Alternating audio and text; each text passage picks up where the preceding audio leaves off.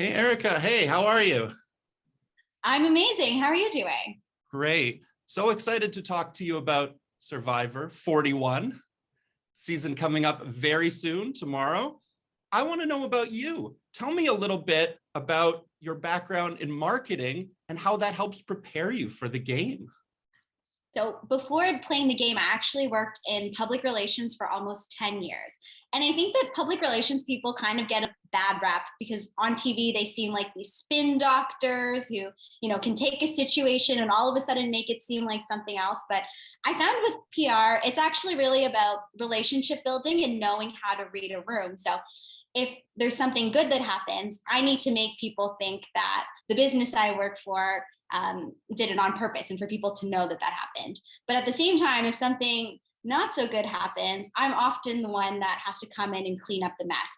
And for both of those situations, it's really about understanding like, okay, who are the people affected here? What do they think of each other? What do they think of themselves? And then what do I want to achieve? And then that would help me to figure out what my strategy is going to be. So I think that being able to read that context and make the best of any situation is really going to help me on Survivor. I want to quote you to you. You've described yourself as a master of manipulation. So when my family first saw that profile, they all started laughing because they even remember, like, as a baby, somehow I always figured out how to be manipulative. One of my aunts brought up how whenever they would want me to like eat or go to bed, I'd always tell her like, oh my gosh, no, I'm going to throw up. And that somehow got me out of everything. So somehow I've been able to throughout my life subtly figure out like, okay, how do I move this chess piece to get this outcome or get this person to do what I want?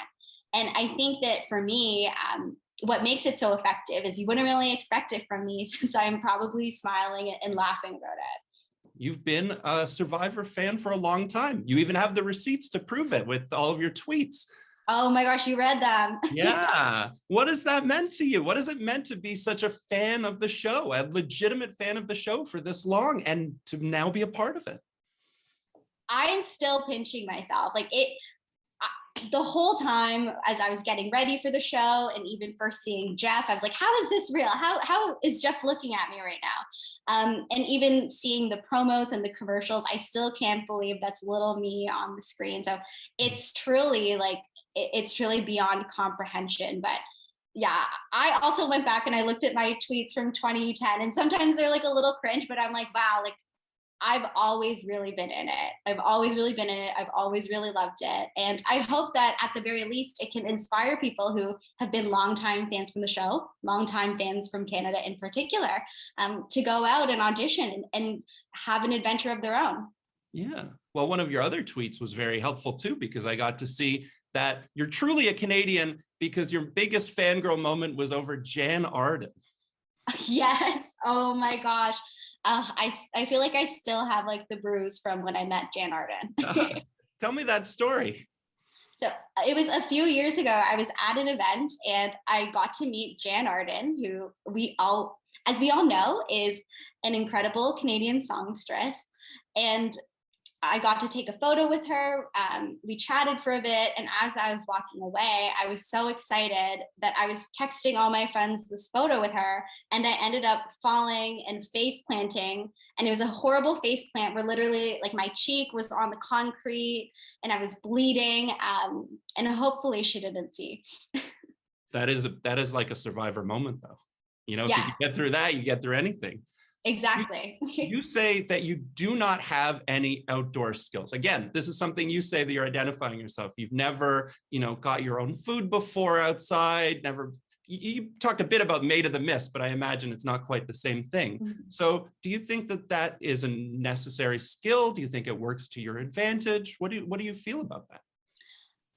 I mean, so I've gone on trips where I've gone camping, but there's always been a guide that does all of the outdoor stuff. So I feel like most of my contributions to those camping trips has been saying please and thank you.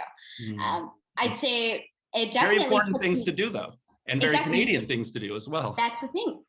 You can't doubt I'm not Canadian. No, sorry, you can't doubt I'm Canadian because I'm so polite.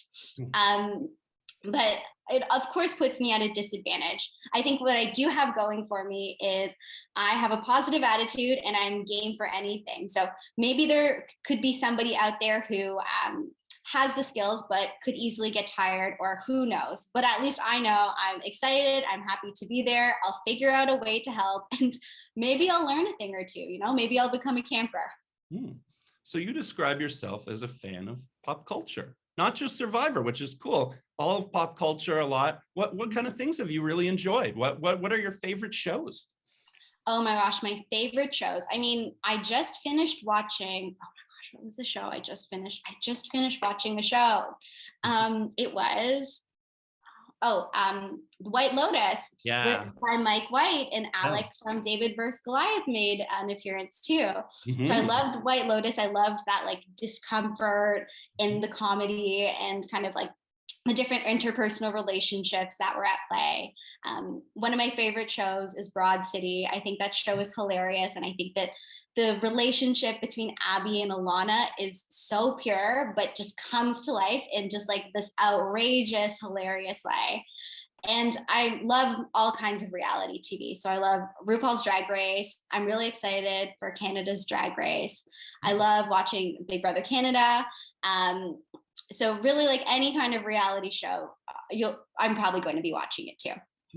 So you had like, for Survivor, you had like pools and everything. You would kind of bet on who was going to win the game, things like that. Oh yeah, I used to be in a Survivor pool with a friend's mom. So it's long story short, I ended up in a Survivor pool for a few years with a bunch of farmers, and they were so mad when I would kill it.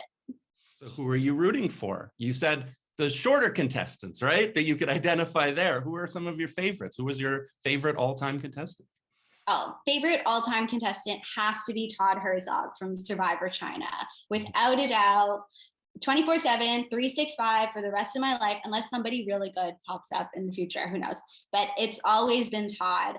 And similar to me, a guy of smaller stature, you look at him, probably think, okay, he's not going to be that big of a threat. But he was so good at building relationships, at using those relationships to execute on strategy. And then he had this amazing tribal council performance at the end. So, oh my gosh, if I could even be just a little bit like Todd, I'd be over the moon. I'm so excited to see the show. Even more excited to see you on the show. I can't wait to watch myself. I'm going to be rooting for you. I'm really, really, really happy to get a chance to speak with you and to hear from you. This has been so great. Thank you. Thank you so much.